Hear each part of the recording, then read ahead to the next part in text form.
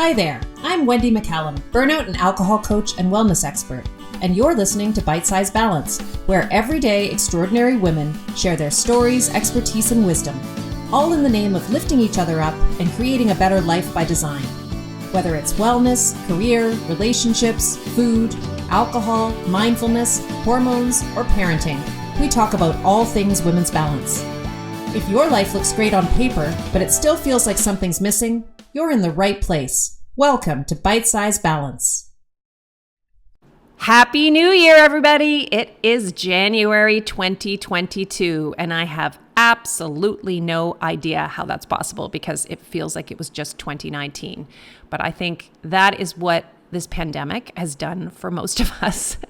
And probably I'm not the only one feeling that way, but I do want to say Happy New Year. And I am very excited about this new year. I'm really excited about all the various things I've got going on in my This Is 50 program. So, I committed in September, right after my 50th birthday, to start trying some new stuff. And I have been doing that. And I'm going to start talking about more of that on this podcast. One of the things I'm doing that has just been an absolute surprise to me in terms of how much I love it is I have started writing again, and I haven't written since I was a kid. I mean, I wrote, of course, all the way through university and law school, and then as a lawyer, I was constantly drafting and writing, but it was very technical writing, and there wasn't very much that was creative about it. And I have embraced creative writing again. I have a writing coach. I'm in a writing workshop with a group of other aspiring writers, and I'm having a blast with that. So I'm going to talk more about that as this season progresses.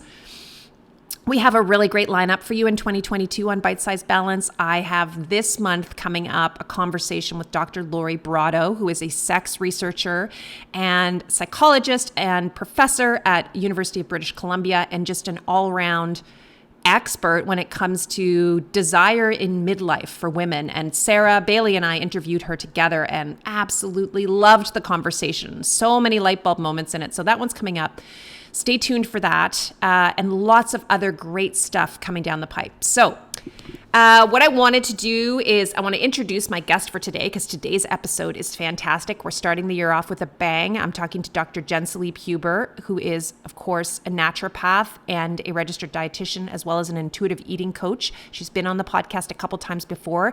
Today, we are talking about non-diet resolutions. This is a perfect episode for anybody who has been thinking that they would like to change something around their relationship with food, how they eat, their weight, whatever, in 2022. This is the episode. Please listen to this. It's so good. Even if you're not thinking about making change, if you have daughters or nieces, you need to hear this conversation. It's really important. So that's coming up, and I'm excited about that. But before we get to that, I also wanted to let you know that I have something that I have created for you that I think is really for many of you going to be life-changing. And that is a free 5-day challenge. It is open now. It technically started the day before this podcast airs, but that is okay. You can sign up for it now. You will receive the replay of the first day. It is a free 5-day rewind challenge that I'm doing with my friend and fellow certified Naked Mind alcohol coach, Emily Lynn Paulson. We have really carefully designed this to give you all of what we think are the keys to permanently changing your relationship with alcohol. So if you're somebody who has done dry January, sober Octobers, you've taken, done a 7-day cleanse or a 14-day cleanse, and you've taken a break from alcohol, but you have over time reverted back to your old habits around alcohol that are not serving you as well, or you're somebody who has been drinking more during the course of this pandemic, which, spoiler alert, is just about every woman, according to the statistics, and you're ready to make a change with that, this is the place to start. We really want to encourage you to try different this time, not try the same thing harder, because those 14-day cleanses and 30-day cleanses are largely willpower-based. You are white-knuckling your way through it, and if you're anything like I am, or was when I used to do these, you can't wait for them to be over so you can have your first drink. We want to change that, so we want you to actually enjoy this.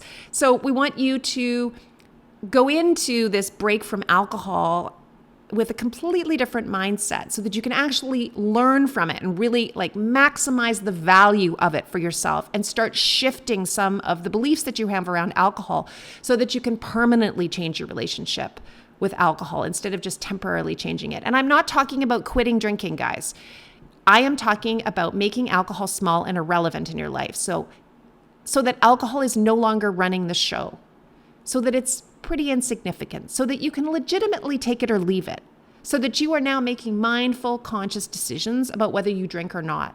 So this challenge, again, it's free. It is a 5-day challenge. There is a 1-hour Zoom call every day. The first 30 minutes is Emily and I talking about the topic of the day. The second 30 minutes is an opportunity to ask us anything in a live Q&A. You do not need to attend every session live. We recognize that's not going to be possible for most people. You will get a replay of the sessions after they happen. And all you need to do to register is go to wendymccallum.com/challenge. So that's wendymccallum.com/challenge. I'll also put that link in the show notes for this podcast. Easy peasy. You need to register though in order to receive access to the replays. So go and register. If you have been even just dabbling with the idea of drinking a little less, this is not something you're going to want to miss. The value in this is pretty incredible. Emily and I are both very experienced coaches in this area. We have run programs together, and we both have coached, groups of hundreds of people around this topic. And of course, I do this privately all the time. So I'm really excited to share with you. It's really kind of a revolutionary approach to resetting and rewinding your relationship with alcohol. So again, if you want to join that free challenge, it's not too late. Go to wendymccallum.com/challenge to join. Without further ado, here is my friend, Dr. Jenn Salib-Huber. Hi, everyone. I am back with Dr. Jenn Salib-Huber. Hi, Jen. How are you? I'm good. How are you, Wendy? I'm so good. This podcast is airing right around resolution time. So we are in the month of January, and I am so excited to have you here to talk about your big focus, I think, at the beginning of the year, every year, which is non-diet resolutions. Yeah. So I think the first question I have for you is, what does that mean? What is a non-diet resolution? What are we talking about there? Okay. So just to back up a little bit, this all came about, this is my 4th year kind of, adopting this non-diet resolution theme in January, because women would come to me, well, everyone, but women especially would come to me in December and, they'd want to plan for January. They'd come in early December and say, I know that December is going to be a write-off and I know that it's going to be crazy, but come January 1st, I'm ready. I'm ready to make change. Tell me what to eat. Tell me what to do. And as a non-diet practitioner, so someone that doesn't prescribe a way of eating per se, with the goal of pursuing intentional weight loss, I wanted to somehow support that desire for change, because I think that desire for change can be authentic and can be coming from a very real place with great intentions. But we're so used to channeling that into starting a diet and going to the gym. Like stereotypically so. And there's a reason why most resolutions fail. And that's because when we put all of our eggs into changing those things, chances are it's not going to produce the results that we want. It's not going to fit into the life that we have, and it's going to become impossible to maintain. So I wanted to just find ways to support people in challenging that desire for change, but really questioning, where is that desire coming from and why are you maybe doing the same thing every January? Some people start a diet and take out a gym membership every January. Why is that not working for you? So it's just about kind of looking at what can we focus on in a way that is supporting your health, supporting how you feel in your body, not just about your body, without starting a diet. Yeah, that's great. Thanks for that explanation. I certainly see women all the time in my practice, which is, of course, not focused on food. It's focused on burnout prevention and making change generally around other or coping mechanisms that are oftentimes alcohol and other things. Although food's always there. So food is almost always a part of the conversation. And one of the things I hear a lot is, I like this idea of intuitive eating. It appeals to me, like intuitively, it appeals to me. Surprise, surprise. But I'm not happy with where I am. Like, I really feel like I need to make some changes. And, it might be, I'm not happy with the way I'm eating, or how I'm using food, the way I'm using food. Or it might be, I'm not happy with my weight. And which is legit. I hear that all the time.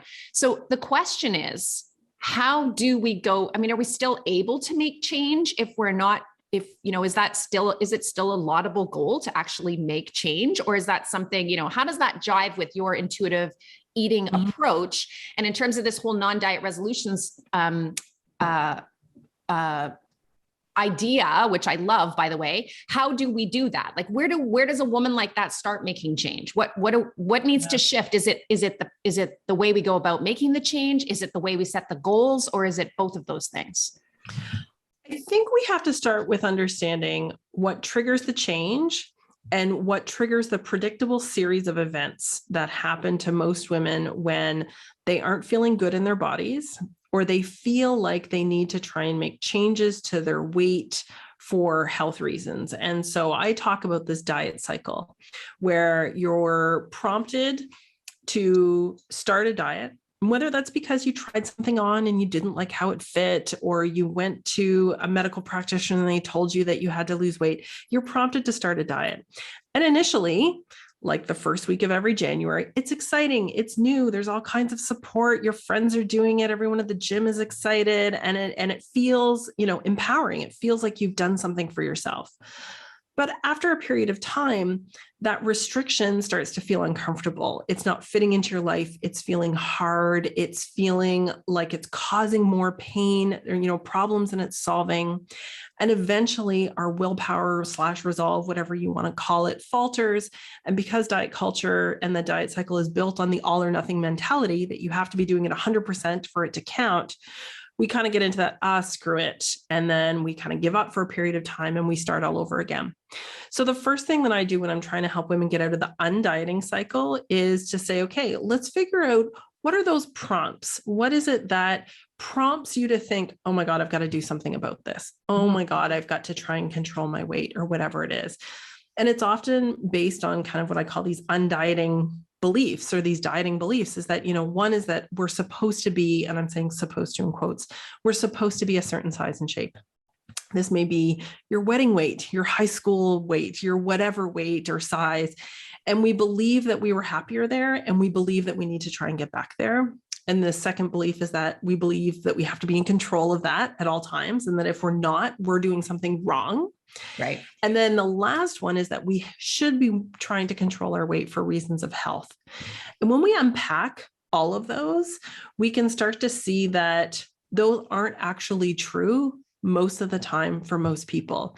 And that can just create some space, some breathing room around taking the urgency out of that decision. Because when women, I'm sure it's the same with you and with me, when they get to that place of asking for help, it's an urgent, like, I have to do something about this. There's no self-compassion. There's no breathing room. There's no space to just sit with it and okay, why do you feel this way? What are the experiences that have led you to believe that you have to do this? And, that's kind of, I think that's a lot of work, and that can't happen in January, right. all of January. But if women are starting to think oh, I just can't believe that it's January again, and I'm in the same place as I was last January, just take a breather, sit back and say, okay, what do I want to change? Maybe it's not the weight. I have a blog article on my website about how weight isn't what you actually want to lose. And it's what we think we're going to feel if we can, quote, lose the weight, if we can fit into whatever. And so, I focus on, okay, well, how do you want to feel? If you want to feel strong, if you want to feel confident, if you want to feel sexy, if you want to feel whatever it is, that can all be accomplished without going on a diet. Yeah, absolutely. I love that. And it's very similar to the approach I take around alcohol. So I love the idea of digging into what those beliefs are, and then actually starting to question them. Are these even true? What's the evidence this is true? What's the evidence something else might be true? And if something else might be true and that something else serves you better, why on earth would you stick with the one that's not serving you? So I love that. I think I shared this maybe on one of the podcasts episodes we've done before, whether it was on mine or yours, I can't remember, but I 4 years ago, I stopped drinking, and and it wasn't like really deliberate, but I also believe it was the last time I stepped on a scale. So it's been like 4 years since I've stepped on a scale. I do not know what I weigh. I mean, I have a general sense, but I really don't know what I weigh. And for me, that was it's interesting because I think I'm not alone in this. That was one of the primary triggers for me thinking I needed to change the way I ate, was stepping on that scale like once a week or once every couple of weeks. Whenever I stepped on it, almost, 50% of the time, it's going to tell me I'm higher than the last time. And 50% of the time, maybe it's going to tell me I'm lower or the same, because that's how our bodies work. But of course, we focus in on the 50% where it's not telling us what we think we want it to be telling us. And for me, that was a huge trigger. And it's been very interesting experiment for me to see how different I am as a result of not stepping on that bloody scale. It's been so damn liberating, so much so that I go to my doctor, or like the gym I was doing a measurement of like muscle mass at the gym because I'm working on some strength goals, and it was going to give me a reading of my weight. And I said, I don't want to see that. Like, put a piece of paper over that. I'm not interested in that. It's not relevant to me anymore. Yeah. And so that's been really, really freeing. So it's just one little example of, some of the things that can just start acting as automatic triggers. But I had no understanding of the impact of that small behavior, which actually. And I tell women this all the time, and it's a great non-diet resolution to adopt, is to not weigh yourself, even if it's going from because there are women out there who weigh themselves 2 and 3 times a day. Yeah. And, even to just go down to once a week or once a month or, something like that, I think can really just change your experience of living in your body, because there are only 2 possible outcomes, and there are only 2 reasons why women weigh themselves. The first is that they think they've lost weight and they're looking to validate that. Yeah. Or they think they've gained weight and they're looking for a reason to punish themselves. You are so right, Jen. I just want to stop on that. Did you guys hear that? This is so true. We only step on the scale for 2 reasons, either to tell ourselves that we're awesome and we've lost weight, or to tell ourselves that we're terrible and we need to go on a diet. Yeah. And you can't hate yourself into a body you love. Right. You can't. So true. So true. Yeah. And so, yeah. So, I mean, this is kind of like where challenging those beliefs, right? Because when in that, I call it like that moment of truth, when you get up in the morning and, and I lived and breathed diet culture for 25 years of my life, and I'd wake up in the morning, and if I felt, like my stomach was flatter and I didn't feel bloated and my rings were loose, I knew it was going to be a good scale day. Right. Right. Yeah. Like, that's so ridiculous. So ridiculous. But if I got on the scale and it didn't give me the number I was expecting, my day was ruined, right? All of the emotional hunger just came bubbling to the surface. And my ability to be the person that I wanted to be was impossible, And so making that commitment to yourself to not let the scale dictate how you feel about yourself is so powerful, so much more so than getting up at 5:30 to go to the gym 5 days a week. Oh, right? I love that so much. And this really ties in with that thing, Jen, you've heard me say, that try different, not harder concept. Yeah. I say that all the time too. I love it. You have been trying the same thing, this exact same thing, different versions, same thing, to lose weight probably for the last 20 to 30 years, if you're like most women.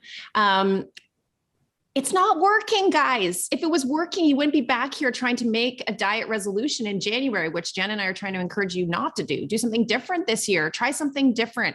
Maybe it's time to let go of this idea that you actually know how to do this thing, or even what you want. And to open yourself up to the possibility that you don't know what you want. And maybe this is the time to start exploring that and figure out what actually serves me here, what actually makes me feel great. I'm telling you, that stepping away, walking away from the scale thing, like, I will never go back to that bloody thing. And I am same as you, Jen. I was caught up in this for so long, just like almost all women are. And I used to say in my practice all the time, and I used to work around food. I used to say, because I'd hear the same concern from women who were just like devastated by whatever the scale had shown them that morning before they came in to see me. And I would say, look, it's nothing more than the measure of the Earth's gravitational pull on your body at that particular moment in time. That number on the scale, that's all it represents. But I did not believe that. Yeah. Myself. Like, it was one thing to say it. And sometimes they were like, ooh, I like that, but that's not how my brain was working. And now I'm like, why do I care what the Earth's gravitational pull on my body is today? Yeah. Why does that matter to me? Like, I've sort of shifted my mindset around that. And there's so much, we get so emotionally invested in the numbers, whether it's like the jean size or the dress size or the number on the scale. And I've had a really interesting experience in moving to Europe over the last couple of years, where everything is in kilograms, and European clothing sizes are completely different than North American clothing sizes. So I have no point of reference, right? Everything was just kind of like dropped into this new size. And so and again, it was just a really interesting experience for me to be like, I have no idea what number this translates into. I'm sure I could look it up and whatever, but I don't. And just realizing that, it's this arbitrary point of reference and judgment that actually carries no meaning. Yeah. And, being able to kind of have that experience was just another good reminder that we can let go of the idea that we're supposed to be a certain size or number or shape, and bodies are meant to change. And for women in midlife, that sometimes becomes really difficult to accept, because if you have spent 20 or 30 years of your life trying to change your body, you get to midlife, there may be some hormone changes at play that make it more difficult and require more effort on your part. And, I'm not saying effort as in you should try harder. I'm saying effort as in like what used to work isn't working anymore. And we need to understand why and try different. Right. We need to stop making weight a proxy for health, because it never was. And it definitely won't be in midlife. Right. Notwithstanding what you've been told. It's not a proxy for health. Like, so many women strongly believe that it is. So I think that's worth emphasizing. Okay. So if you're a woman, you're listening to this podcast, you were planning on starting a diet, but now you're thinking, maybe I should try something different. Hopefully you're out there. I hope you're having this aha moment as you listen to this conversation. Where do they start? Like, how do you start kind of undieting your life? Where do you recommend people, step off from? Well, again, I think that there's so many different places that people can start, but, let's just take a general one with, movement or exercise. People say, it's the end of the pandemic, as if, but, it's, we're maybe at some point coming to the end of it. We're learning to live with it, whatever it is. And I haven't moved my body as much because I've been working at home. How do I make a non-diet resolution around movement? Well, first, let's start calling it movement instead of exercise. Yep. Let's focus on why you want to move. I move my body for my mental health. I move my body to keep my joints, moving well. I move my body because it is joyful. And I have no idea how long I do it, how many calories I burn. I don't even know the weights that I'm lifting. I'm just doing them because I enjoy it and I feel strong. And so I think that when we start shifting, that goal of, it doesn't have to be a 45-minute class, body, whatever class at your gym in order to be meaningful and make changes towards your health. So even if we just start shifting the why and the what, but also shifting the language, same thing around food, so my non-diet resolution, support that I'm offering my community this month is around how do we actually meal plan as intuitive eaters? Because for most people who have been, living in diet culture and are used to planning and counting and tracking food, most of their meal planning is around meeting those goals. How do I not have these things? How can I plan to make something that doesn't have this or that has less of XYZ? And meal planning as an intuitive eater is, what do I want to add? What do I want to add so that I'm less stressed at mealtime? What do I want to add so that I can be getting more protein? Because that is a gentle nutrition goal for women in midlife. What do I want to add so that I have more satisfaction at my meals? Maybe I want to add chocolate to my breakfast so that it is more enjoyable and satisfying. So, I think even just shifting around the idea of what were you trying to get out of controlling your food? Right. And really kind of shift it so that it's what can your relationship with food do for you beyond the scale?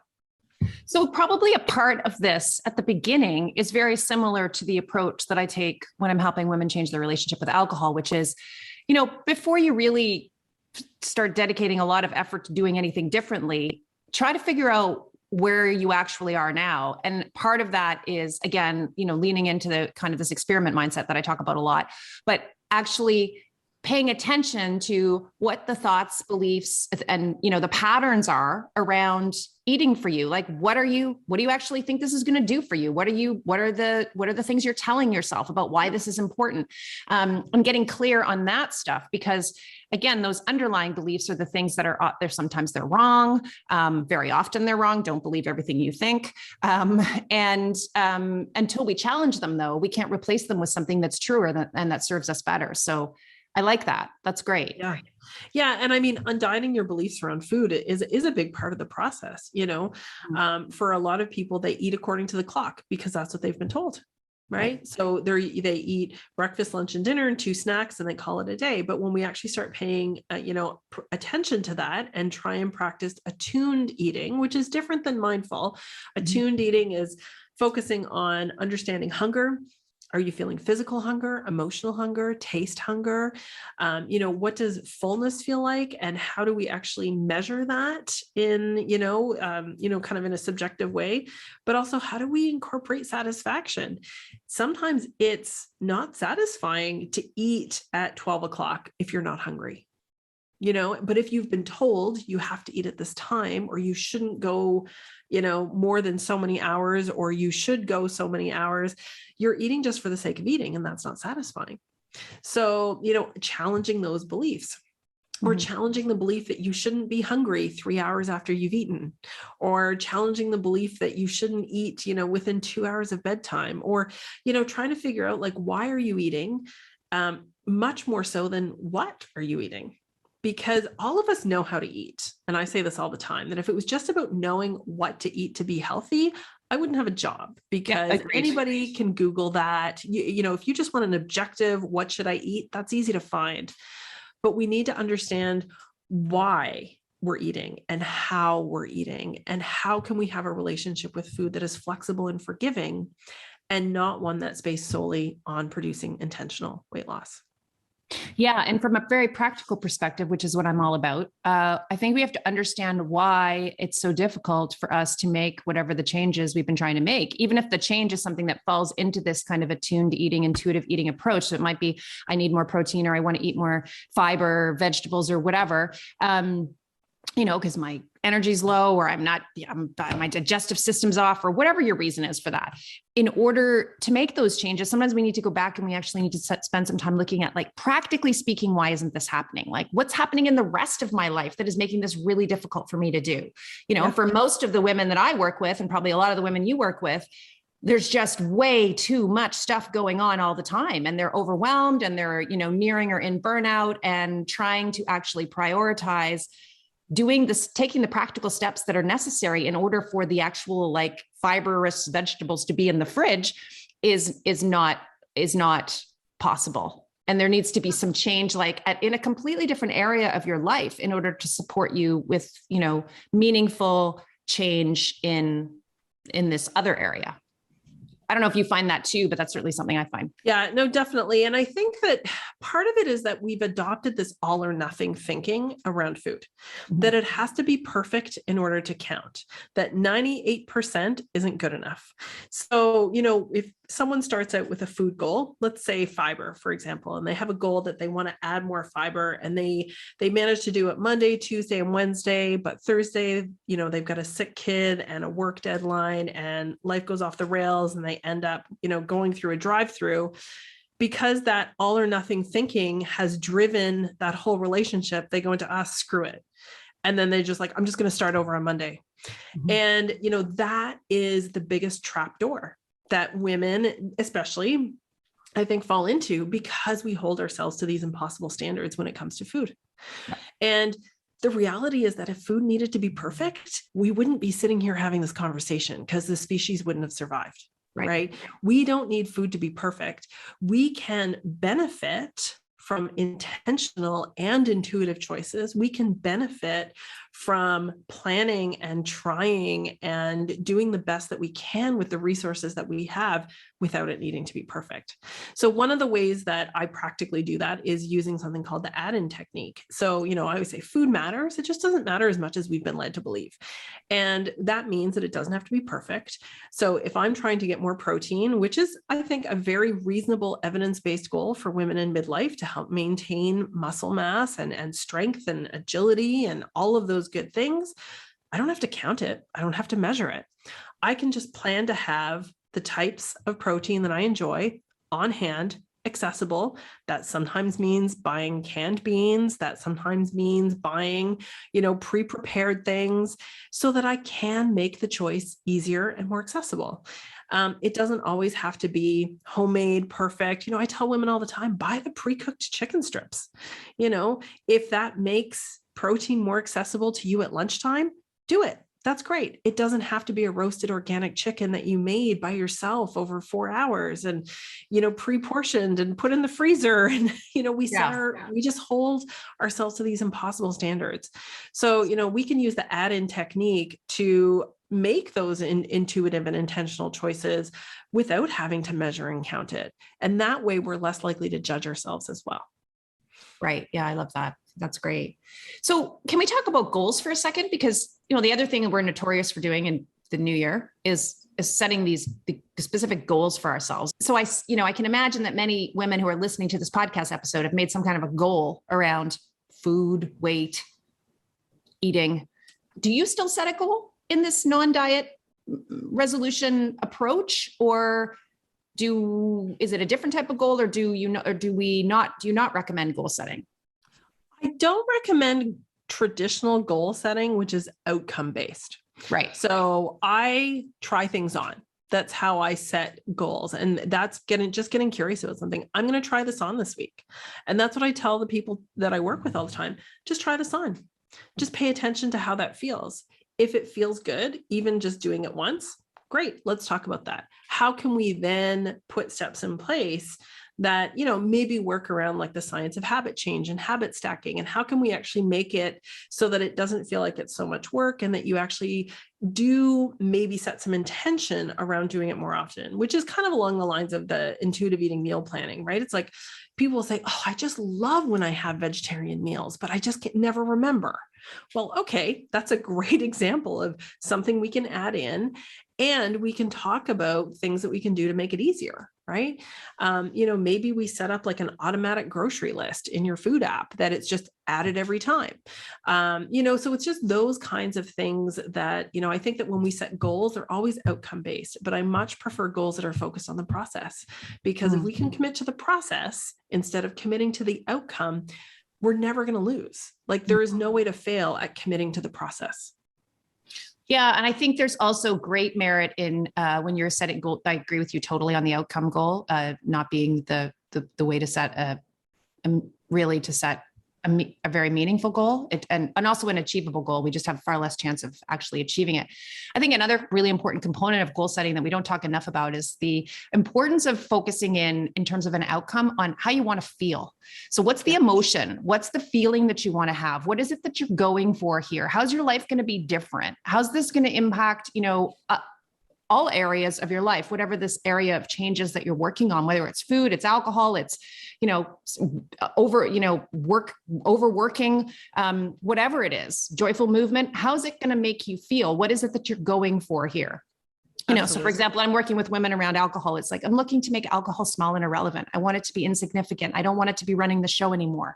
Those are the types of words that we use because women can visualize. I'm like, okay, well, what would that feel like How would that change things for you? Because when we do that, when we focus in on the emotion or the way that we want to feel, we can build anticipation. And as an emotion, anticipation is really powerful because it actually triggers and causes us to take steps forward towards the outcome that we desire.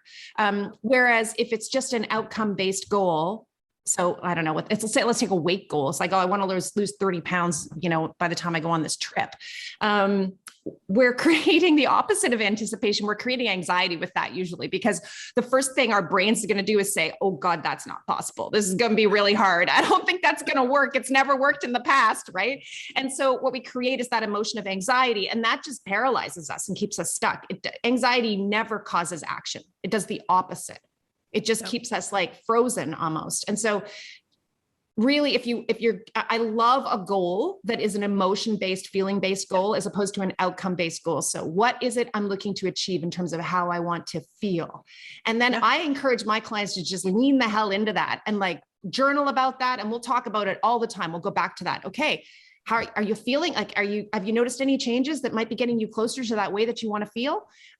Because again, I think that you can get some really great momentum from that, and it can keep you going in terms of taking the steps that actually lead to you feeling great, which should be, that's a laudable goal. To feel better is a really great goal.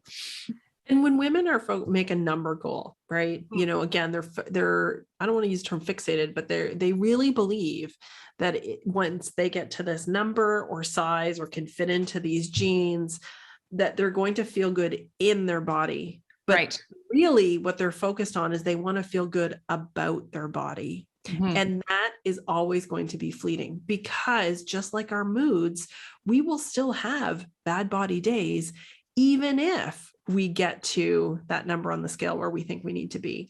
So we need to shift the focus away from how do I feel about my body as an objective thing, and how do I feel in my body? Do I feel strong? Do I feel confident? Do I feel like myself? And all of those things, like you said, are feelings. These are feelings that we can achieve, by not going on a diet. Yeah. I love that. That's so great, Jenn. So, okay, tell us what you've got going on, because I know this is a big month for you. This is the month for food and alcohol. It's January.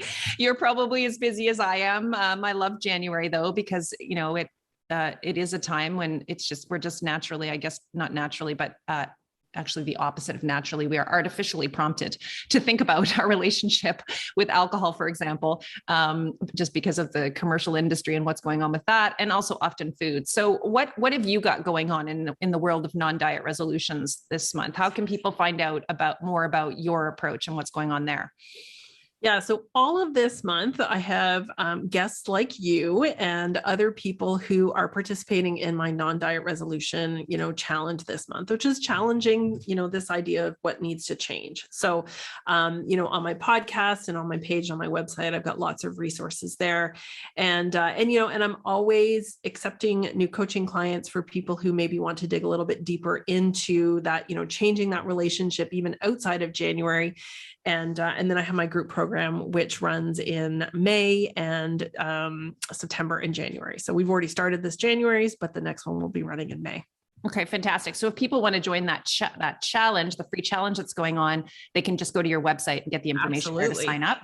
Okay, perfect. And that started on January 1st. Okay, but you can still join it. Absolutely. Now. Anybody who joins will just get the emails and everything, the podcast episodes will always be available, as will the blog posts. And so, these are resources that people can access year round. Awesome. And Jenn's got a really great lineup. I mean, obviously I'm biased because I'm in it, but she's got a great lineup. I was looking at the other coaches that are being interviewed on the podcast episodes and providing some content. I think it's really, really well-rounded, just place to start, I think, for people in the month of January. How do we feel about ourselves? And we don't have to be hard on ourselves to feel good. Yeah.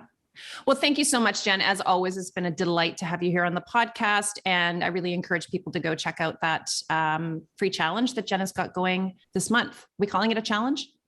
Yeah, I just call it like the non-diet resolution support. It's just like my giving back to my community, just to keep people out of diet culture, because it's everywhere, right? I mean, you literally can't open, social media, you can't get an email, you can't see an ad that isn't around, January and New Year's resolution. So I'm just trying to support people who are looking to try different, not harder. Yeah, I hear you. I'm doing the same thing. I've got a rewind challenge running this week, just a free 5-day thing, again, in an effort to give back and hopefully to show women that there's a different way to do this when it comes to alcohol and changing your relationship with alcohol. So again, the information on that is on my website. But thanks, Jen. This has been a really awesome conversation. And I know I will have you back this year at some point to talk about something else. If anyone has a topic that they'd love to hear Jen and I talk about, Jen can talk about all things food related. She's a wizard and just a wealth of information, but also hormones and menopause and perimenopause and all of that, because Jen is, of course, a naturopathic doctor, also a registered dietitian and a certified intuitive eating coach. So she's got a good, well-rounded base for conversations on this podcast. So just let me know if there's a topic you'd like to hear us talk about. All right, Jen, Happy New Year. Have a great day. Happy New Year. Thanks, Wendy. You've been listening to Bite Size Balance with your host, Wendy McCallum. As a certified Naked Mind coach, I help busy women like you find freedom from alcohol. If you're starting to question your relationship with alcohol, you'll want to listen to my free 3-part video series where I address the top 3 myths around why you think you need to drink. Sign up now at www.wendymccallum.com/myths. That's www.wendymccallum.com/myths.